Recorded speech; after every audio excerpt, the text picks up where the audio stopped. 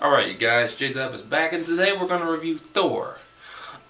First I gotta say, this is probably the best Marvel movie ever. um, the story starts off fast. And Thor and his brother Loki, or Loki, or whatever the hell you say it, are kids.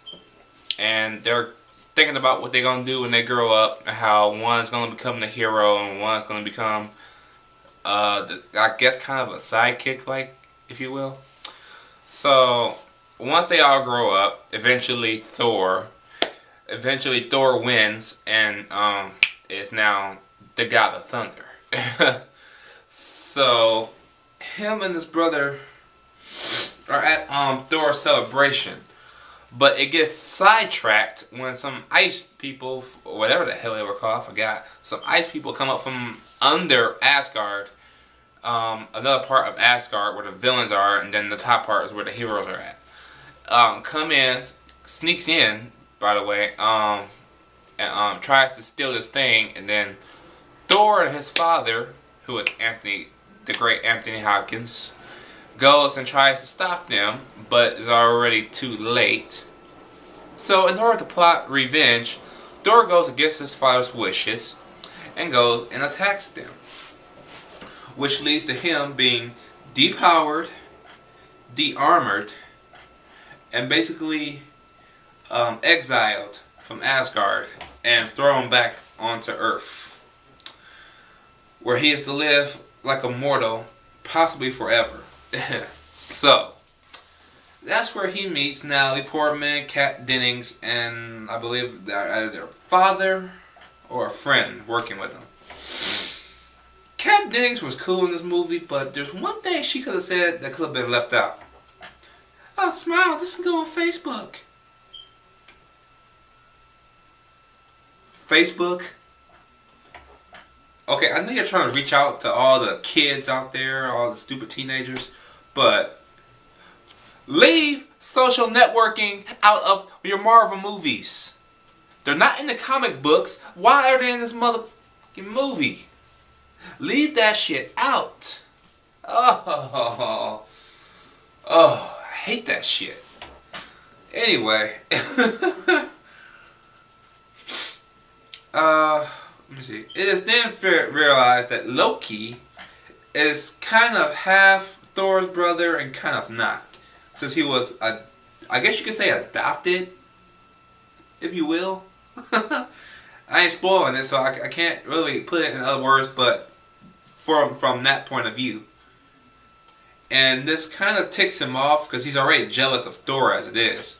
So him getting banished from Asgard leaves him now for him to take over, almost.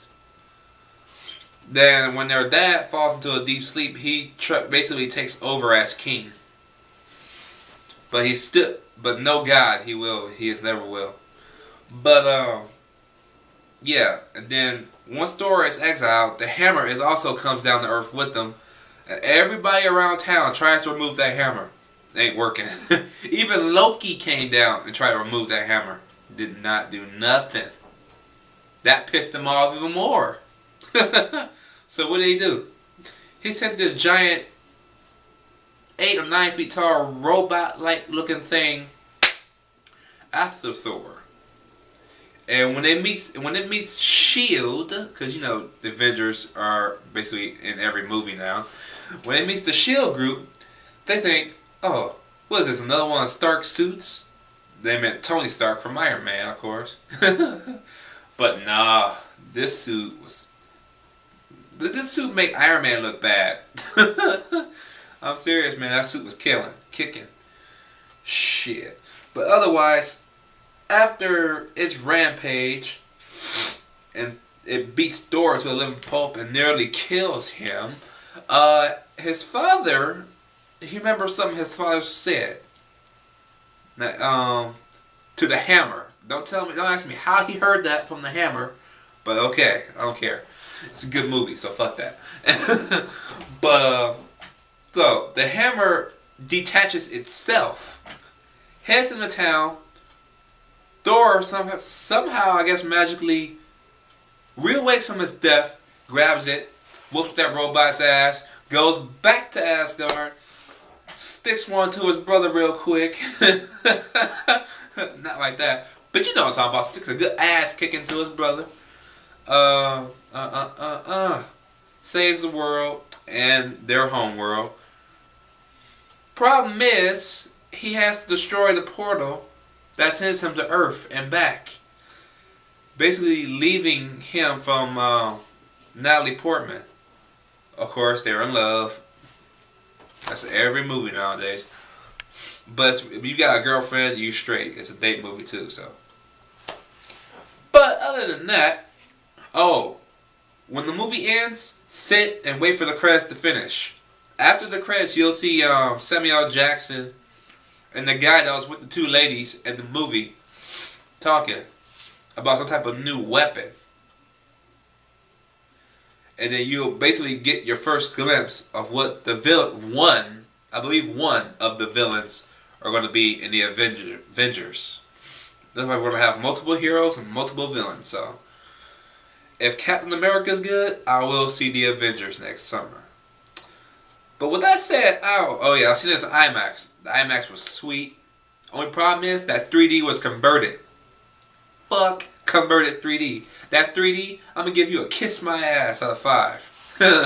But the movie, you get a 5 out of 5 from me because you was damn good. Okay?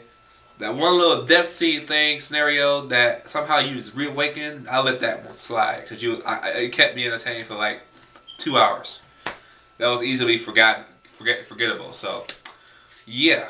That was my review of Thor in the IMAX 3D. The next movie I'll probably be reviewing will be Pirates of the Caribbean on Stranger Tides. That'll be another 2 weeks, so I won't be seeing anything next week. So yeah, I'm J-Dub. I'm out. Peace.